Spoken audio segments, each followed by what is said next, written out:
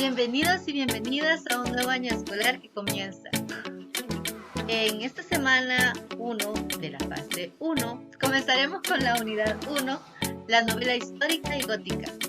Dentro de los contenidos a desarrollar en este video tendremos la novela, elementos, el autor, narrador y el lector, la tipología de personajes, la dimensión temporal y espacial y 3 figuras literarias, la etopeya, la tautología y el sinaturgi. Espero que podamos trabajar de la mejor manera en este año 2021 que comienza. Soy tu maestra de lenguaje, Carla Viana. Un gusto. La novela. En la novela, el autor o la autora construye una situación de enunciación y lo hace a través de un narrador que cuenta la historia de unos personajes dentro de un mundo real o imaginario, que actúan en un ambiente y un tiempo determinado, de manera que el lector, como receptor y narratario, a quien va dirigida la historia, recrea e interpreta el mundo imaginario del autor o autora. El narrador. El narrador puede ser externo a la acción, cuando relata los hechos sin participar en ellos, o interno, cuando relata los hechos formando parte de la historia a través de un personaje. Así, normalmente, el narrador externo conoce todo sobre los personajes que están en la novela. Y también contamos con que en una misma novela participan varios narradores en forma simultánea.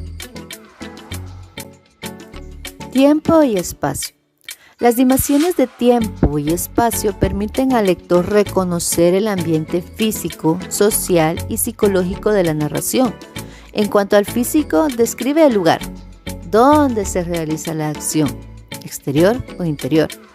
En cuanto a lo social, plantea el contexto histórico, cultural, religioso y político de la acción.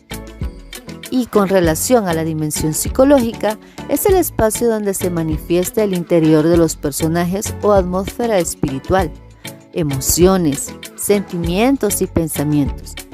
En cuanto a la dimensión del tiempo, como referencial histórico, nos indica la fecha o época en la que se sitúa la historia, o bien el tiempo del relato, que es el modo en el que los hechos son presentados por el narrador. Los personajes. Los personajes son los encargados de desarrollar los acontecimientos que vemos narrados en la novela. Sus características se transmiten a través de sus acciones, diálogos y descripciones. El personaje, que por su grado de rol se llama protagonista, y el antagonista es el personaje que se opone a él. También, por su grado de participación, es el principal o secundario. Y por su caracterización, pueden ser planos o redondos. Tipos de narradores. Omnisciente. Tercera persona. Conoce todos los sucesos. Todo lo sabe. Conoce los sentimientos, pensamientos de cada uno de los personajes y nos los cuenta. Narrador testigo. En segunda persona. Narra lo que otros han vivido, lo que contaron o que vivió, pero sin participar en la acción. Narrador protagonista. En primera persona. Narra en primera persona sucesos que está viviendo o ha vivido. Es el mismo narrador autobiográfico. Narrador múltiple. Primera persona. En una misma obra participan varios narradores en forma simultánea. Responde las siguientes preguntas en tu cuaderno de trabajo. ¿Cuál es el propósito o finalidad de un autor o autora? Recuerda que nos decía que el autor crea una historia que puede ser real o ficticia, la cual tiene unos personajes, se desarrolla en ambientes determinados y en épocas determinadas. El propósito del autor es captar tu atención con respecto a la historia que él o ella han creado. Número 2. ¿A qué se refiere el texto cuando menciona que el lector o lectora recrea e interpreta el mundo imaginario del autor o autora? Cuando nosotros leemos, vamos imaginándonos en nuestra mente cómo son los personajes, cómo es el ambiente, a partir de las palabras que el autor nos plantea, cómo nos describe los escenarios, cómo nos describe a los personajes. Entonces, nosotros hacemos un dibujo en nuestra mente y luego la trabajamos como una película. La vemos con nuestra imaginación. Número 3. ¿Cuál es la intención del autor o autora de emplear varios tipos de narradores? Hay momentos en los cuales la acción necesitará que el protagonista cuente su historia.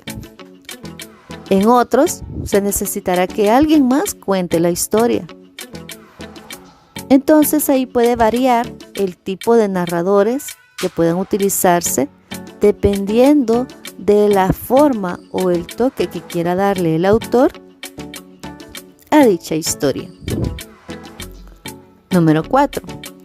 Desde tu punto de vista, ¿por qué el autor o autora emplea diferentes ambientes y tiempos en la narración?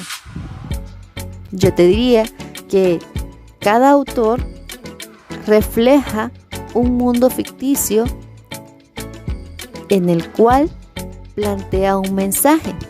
Dependiendo de ese mensaje, entonces va a colocar a los personajes en diferentes ambientes o en diferentes tiempos para que nosotros podamos encontrar esos mensajes. Pero dime tú, ¿qué más podría pasar? Desde mayo. Salí de Múnich a las 8:35 de la noche del 1 de mayo. Llegué a Viena a la mañana siguiente, temprano. Debía haber llegado a las 6:46. El tren llevaba 1 hora de retraso. Budapest parece un lugar maravilloso. A juzgar por lo poco que pude ver de ella desde el tren y por la pequeña caminata que di por sus calles. Temí alejarme mucho de la estación, ya que, como habíamos llegado tarde, saldríamos lo más pronto posible de la hora fijada. La impresión que tuve fue que estábamos saliendo del oeste y entrando al este, por el más occidental de los espléndidos puentes sobre el Danubio, que así es de gran anchura y profundidad. Llegamos a los lugares en otro tiempo sujetos al dominio de los turcos. Salimos con bastante buen tiempo y era noche cerrada cuando llegamos a Karlsruhe, donde pasé la noche en el Hotel Royal. En la comida, o mejor dicho, en la cena, comí pollo preparado con pimentón rojo, que estaba muy sabroso, pero que me dio mucha sed. Recordad obtener la receta para Mina.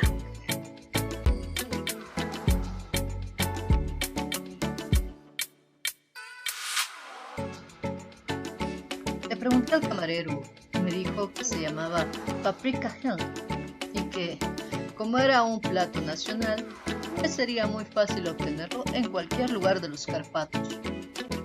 Descubrí que mis escasos conocimientos de alemán me servirían ahí de mucho. De hecho, no sé cómo me las habría arreglado sin ellos. Como dispuse de algún tiempo libre, cuando estuve en Londres, visité el Museo Británico y estudié los libros y mapas de la biblioteca que se referían a Transilvania. Se me ha ocurrido que un previo conocimiento del país siempre sería de utilidad e importancia para tratar con el noble de la región. Descubrí que el distrito que él me había mencionado se encontraba en el extremo oriental del país, justamente en la frontera de 3 estados, Transilvania, Moldovia y Bucovia, en el centro de los Montes Cárpatos, una de las partes más salvajes y menos conocidas de Europa. No pude descubrir ningún mapa, ni obra que arrojara luz sobre la exacta localización del castillo de Drácula, pues no hay mapas en este país que se puedan comparar con exactitud con los nuestros. Pero descubrí que Bristol, el pueblo de posta mencionado por el conde Drácula, era un lugar bastante conocido. Ya estaba anocheciendo cuando llegamos a Bristol, que es una antigua localidad muy interesante. Como está prácticamente en la frontera, pues el paso del Burgo conduce desde allí a Bucovia. Ha tenido una existencia bastante agitada y desde luego pueden verse las señales de ello. Hace 50 años se produjeron grandes incendios que causaron terribles estragos en 5 ocasiones diferentes. A comienzos del siglo XVII sufrió un sitio de 3 semanas y perdió 13.000 personas, y las bajas de la guerra se agregaron las del hambre y las enfermedades.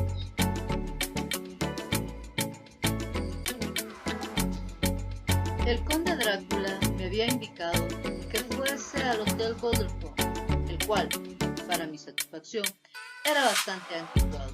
Pues, por supuesto, yo quería conocer todo lo que me fuese posible de las costumbres del país. Evidentemente me esperaba, pues cuando me acerqué a la puerta, me encontré frente a una mujer ya entrada en años, rostro alegre, vestida a la usanza campesina, ropa interior blanca, con un doble delantal, delante y por detrás, de tela vistosa, tan ajustado al cuerpo que no podía calificarse de modesto. Cuando me acerqué, ella se inclinó y dijo: ¿El señor inglés?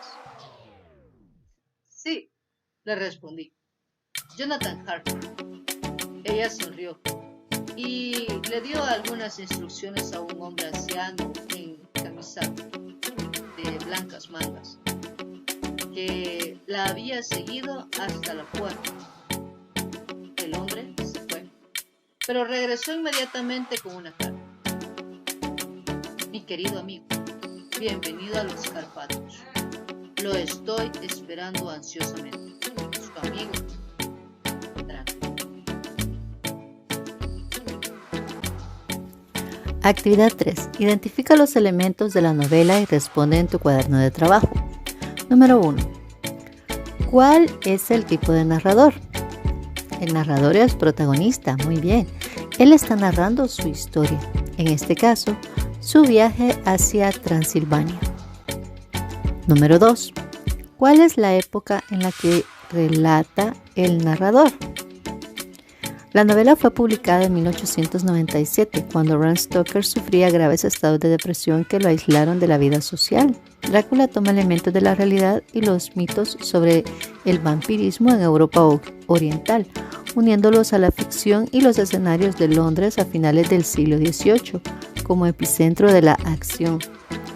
Pero si ustedes logran captar, también habla acerca de esta dualidad entre lo que ha conocido en el museo de la historia de ese lugar, donde nos dice: hace 50 años se produjeron grandes incendios que causaron terribles estragos en 5 ocasiones diferentes a comienzos del siglo XVII, y sufrió un sitio de 3 semanas y perdió 13.000 personas, y a las bajas de la guerra se le agregaron las del hambre y las enfermedades. Número 3. ¿Cuál es el lugar donde se realiza la acción? El recorrido de Jonathan Harker inicia en Alemania, donde embarca en un aterrador carruaje, bajo la guía de un siniestro cochero. Su destino, los desfiladeros del Burgo, la puerta a los Montes Cárpatos en Transilvania, Rumania. Por el camino lo acompañarán bandadas de lobos, historias sobrenaturales, cementerios de suicidas y una espesa oscuridad como una amenaza sangrienta, mientras en Londres lo espera su prometida. ¿Cuál es el contexto histórico y cultural de la narración? La historia de Drácula podrá parecer toda una invención magnífica de parte de su autor Bram Stoker, pero lo cierto es que la historia del conde vampiro tiene arraigos fuertes en la realidad. Para los pobladores de Europa Oriental, los vampiros eran familiares o amigos que no podían descansar en paz. Por lo general salían a perturbar a los vivos y a succionar su sangre. La única manera de frenarlos era mediante una estaca clavada en el corazón o disparos de balas de plata. Todo ello incluía la necesaria decapitación. La mayor epidemia de vampirismo se registró en el siglo XVII. Para el momento, quien padecía alguna enfermedad de la sangre era sospechoso de ser vampiro. Drácula es Vlad Draculea III, un rey de la antigua región de la Valaquia en Rumania. Este es el personaje real que inspiró a Bram Stoker. Drácula significa hijo del dragón o hijo del demonio. La Orden del Dragón era la dinastía militar a la que pertenecía la familia de Draculea III. Su reinado transcurrió entre 1448 y 1475. Su padre y abuelo, también reyes, eran conocidos por su crueldad. Val III llevó esto al límite. La leyenda dice que empalaba a sus víctimas, las mutilaba y en ocasiones bebía su sangre. De ahí su apodo de Tepes III, el empalador. También su mito refiere un pacto con el demonio a causa del suicidio de su amada. Actividad 4. Comenta la tipología de los personajes. ¿Quiénes son los personajes que participan en la narración? Por el momento, en este fragmento solo aparecen Jonathan Harker y Drácula, además de los sirvientes de Drácula. ¿Cuál es el tipo de personajes al que pertenecen? Jonathan y Drácula son personajes principales y los sirvientes personajes secundarios. ¿Cómo es la personalidad de cada uno? Infiere. Para que tengas una idea, te describiré los 5 personajes principales de la obra. Drácula es el monstruo, la criatura mítica y personaje principal de la novela. Mina Murray es el segundo personaje principal de la obra. Está comprometida con Jonathan Harker y pertenece a una familia acomodada. Jonathan Harker es el tercer personaje principal. Es un joven abogado empleado en una prestigiosa firma de bienes y raíces. Lucy Weston es el cuarto personaje principal. Es una bella joven aristócrata, amiga de Mina.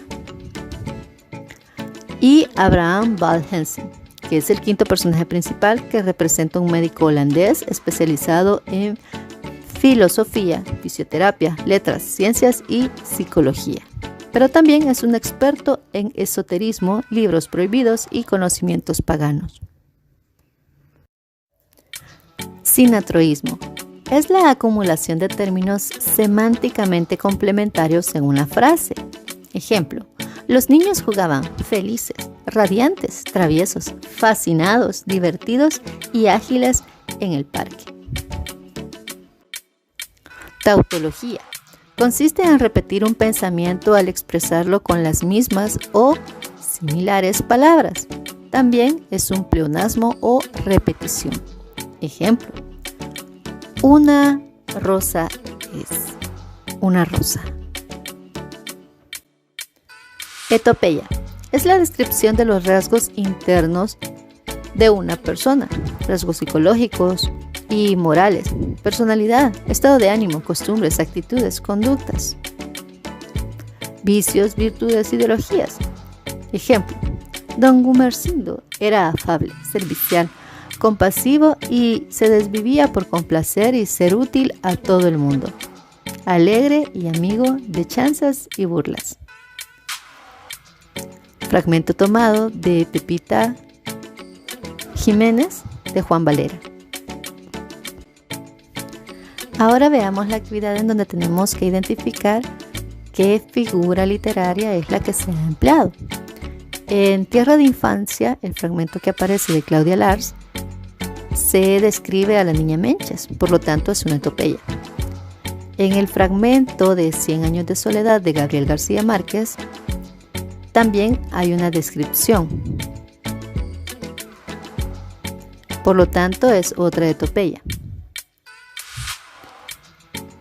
En el fragmento de Pepita Jiménez de Benito Pérez Galdós hay una descripción de un árbol que nos da las diferentes características de este, por lo tanto es un sinatroísmo. El otro fragmento de 100 años de soledad de Gabriel García Márquez nos describe a José Arcadio Buendía, es una epopeya.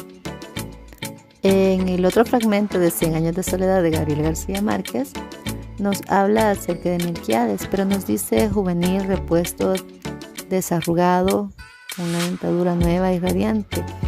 Entonces nos habla de características de, por lo tanto es un sinatroísmo. El otro fragmento de Pepita Jiménez de Benito Pérez Galdós es una tautología, porque nos habla acerca del mismo pensamiento expresado de diferentes maneras. Al mismo también, ¿verdad? El último, Un día en la vida de Maglia Argueta, Tengo un chucho que ladra, también es una tautología. Recuerda que estaré esperando las evidencias de tu trabajo. Si no las puedes mandar por algún motivo, mantén al día tu cuaderno con el desarrollo de la guía. Si las imprimes o te las ha proporcionado a la escuela, también podrías guardarlas en un folder, y cuando tengamos una visita presencial, entonces me las muestras. Recuerda que si vas a salir, utiliza mascarilla, lávate muy bien las manos, ayuda en casita a tus papás, respétalos mucho, quiérelos, y recuerda que